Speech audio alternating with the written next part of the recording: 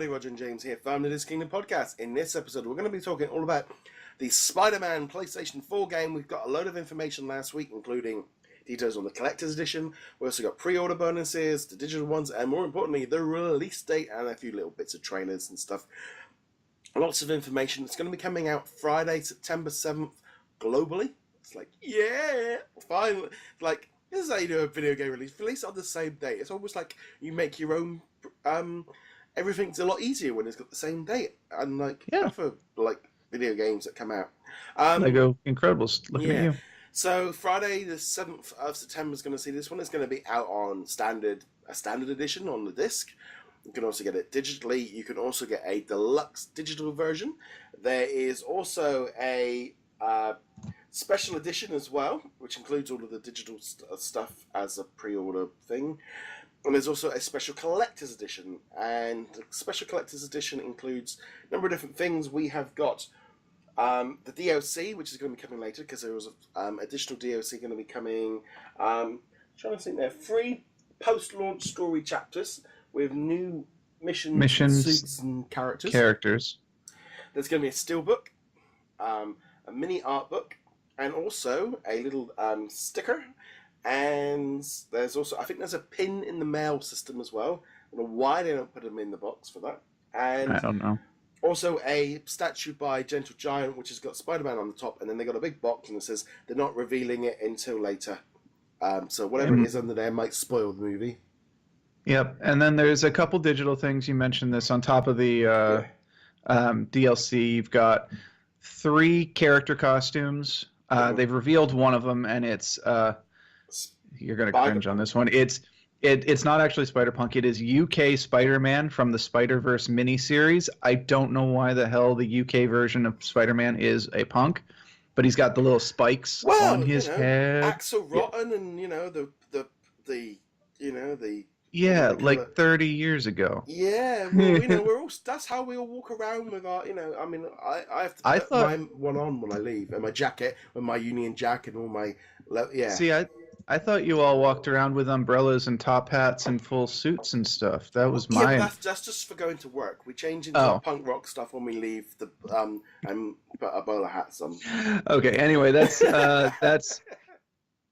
UK Spider-Man. I don't know what the hell they've got. 2 other ones that haven't been revealed. In addition to that, they have a spider drone gadget, which I assume is either a skin for something that's already in the game or an early unlock in the game, so you get it before. Yeah.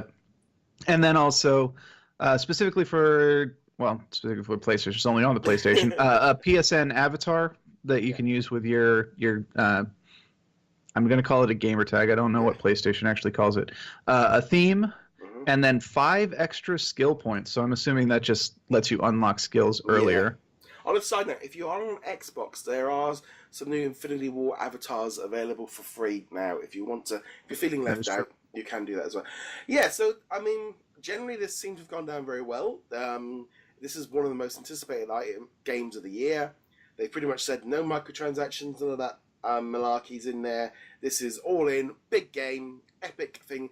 The video stuff that was coming out just looks amazing. They've really just ramped up what they've done before. I mean, these guys did didn't they do the Infamous video games? I remember playing. No, Insomniac was somebody else, I thought. Because I know they did Sunset Overdrive as well. They did do Sunset Overdrive. No, the Infamous games were done by the team that's doing. Yeah, they're the guys doing Ghost of Tsushima, which is a completely different game. I had a feeling I was wrong on that one. Yeah, so Sunset Overdrive, which apparently is really good. I have actually got it on Xbox One, but never fired it up. It was free for a little while. Yeah, well, I've got so many games on my Xbox games with Gold. So this is what they've worked on. PlayStation specific. They worked on Spyro back in '98 and 2000. So we're talking about the original Spyro. And if you're a fan of that, they did just announce the re-release for that. Ratchet and Clank, the original again, as well as the re-release that came out late last year, or was it early this year? Re-released very recently. That was also free on the PlayStation Plus, I think last month. The Resistance games, which were first-person shooter PlayStation exclusives. Actually, pretty good games. I think I remember having the first one on the PS3 when that one came out as a I think launch title. I think they're all PS3 or PS Vita titles. Mm.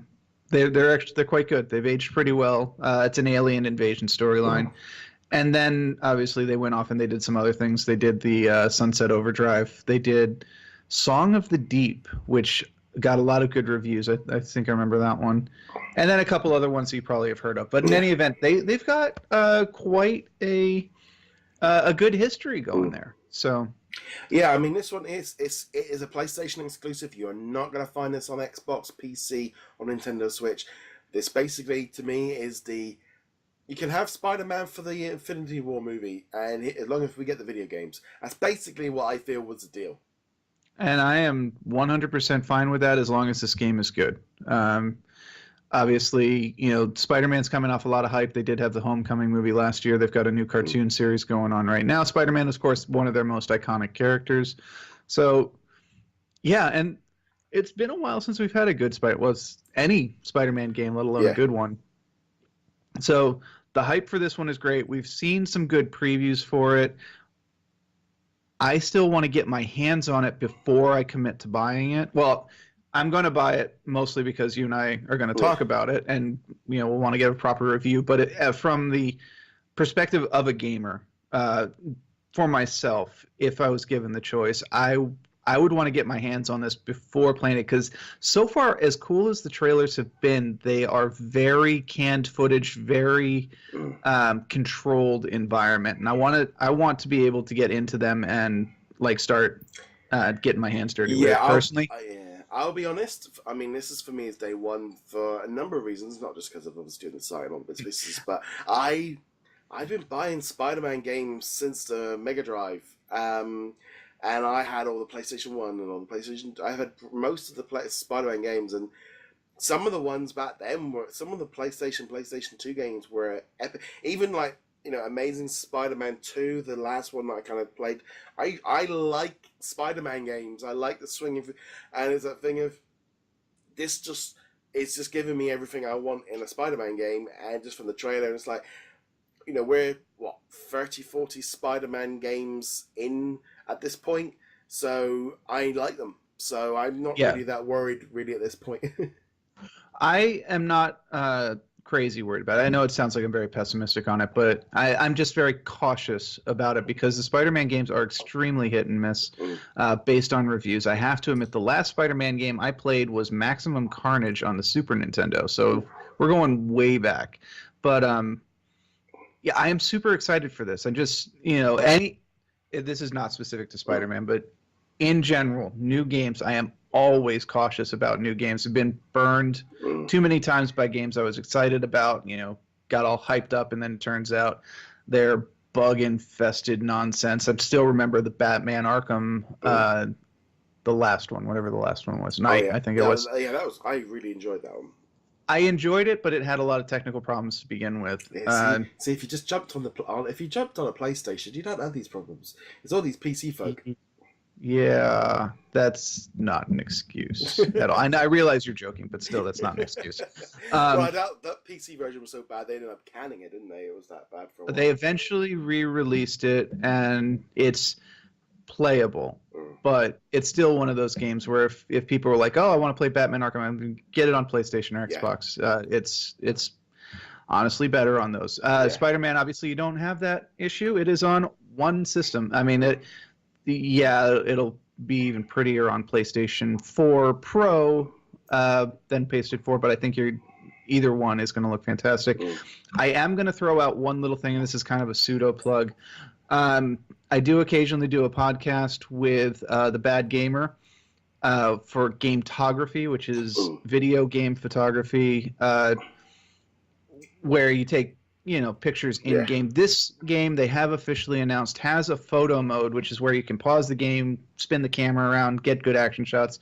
So if you're into that kind of thing, and I obviously am, that's a big point, and I'm very glad that they have not that kind of photo. Oh god, no selfies, unlike Lego Marvel Superheroes 2 selfie mode.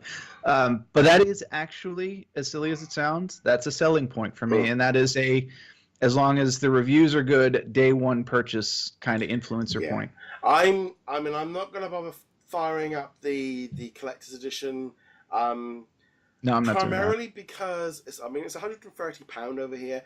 The statue probably does look great, but I haven't got anywhere to put it. I'm going to be slap bang living, not going to have anywhere to put anything for like at least a year, as you can see with the boxing. So that comes into it. And also, I'm probably, in all honesty, just going to do full digital deluxe edition, and I won't buy that till the last week. Because there's no need for me to pre-order a digital game. No reason. Absolutely no reason at all. The only reason I want to pre-order it like a few days before is so it downloads so I can play it on the day. I'm really not. I've just gone to the point now of like, this will be a game that I'll be firing up, and I'm getting up and going over and getting the disc. Oh, I'm getting over that now, and having to be forced to move again. I am really questioning of just how much junk I have, and video games I could go digital. The only thing that annoys me is the price difference, but yeah, it is, and I am finding with video games now, when I just scroll and I can just click on a button and it fires up the game, I am being converted to digital. But nevertheless, we'll have to know your thoughts on Spider-Man coming to PS4, all the new details and stuff. Love to know your thoughts on that. Get in touch with us through the usual methods. Find us over at DisKingdom.com. You can also join our Dis Gaming Facebook group as well, DisKingdom Gaming. James, where can they find you? Other than find me heroiclegacy.com. Yeah. Or you can also find him on the his photography podcast as well. Yes. Is that on the Res Network? That is on the Res Network. It's called Gametography with the Bad Gamer. I am not the bad gamer. That is Lem. He's an awesome guy, and he is actually a bad gamer, but he will tell you that himself. Yes. On that note, guys, thank you very much for watching. We'll be back soon. Later.